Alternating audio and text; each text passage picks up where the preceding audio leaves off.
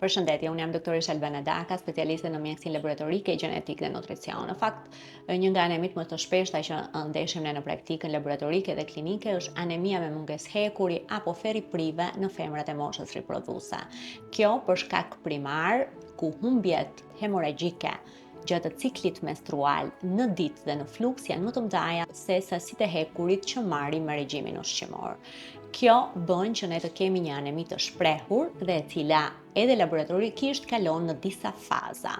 Faza e parë është ulje të moderuara të ferritinës me vlera 15, 20, 25 nanogram për mililitër, të cilat klinikisht në fakt shoqërohen me ankesa si lodhje kronike, ulje të performancës në fazën e parë. Analizat kryesore pra që bëhen është niveli i hekurit që është depo, pra ferritina dhe hemograma, por në këtë nivel hemograma është një hemogram normale me vlera normale të hemoglobinës dhe me eritrocite në madhësi, por dhe në ngjyrë normale. Në fazën e dytë apo në fazën më të agravuara, ku femrat shprehin ankesa më të mëdha për shkak të rritjes së lodhjes, mund të shoqërohet edhe me djers profuze, sepse sa më e vogël është sasia e hekurit, aq më pak oksigjenohet organizmi. Kështu që kjo bën që të shtohet lodhja kronike, të kemi ulje të performancës, të shoqëruar me djersitje, por ndoshta në disa raste kemi edhe rritje të rënies së flokëve.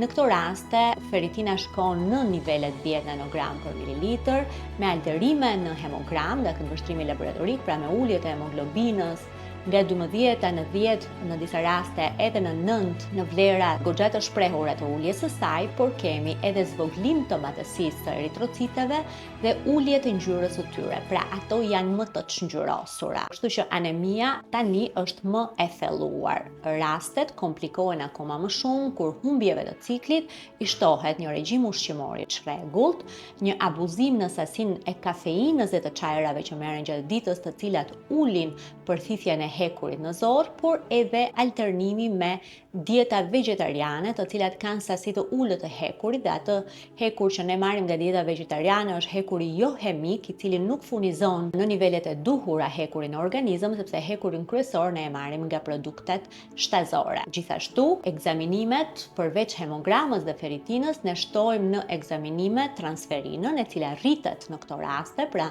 në anemin kur kemi kaluar në një anemi më të thellë të fazës së dytë, por shtohet edhe CRP-ja për të shprehur në mënyrë më objektive vlerat e ferritinës. Të gjitha këto ekzaminime kryhen çdo ditë pranë klinikës Fit Health.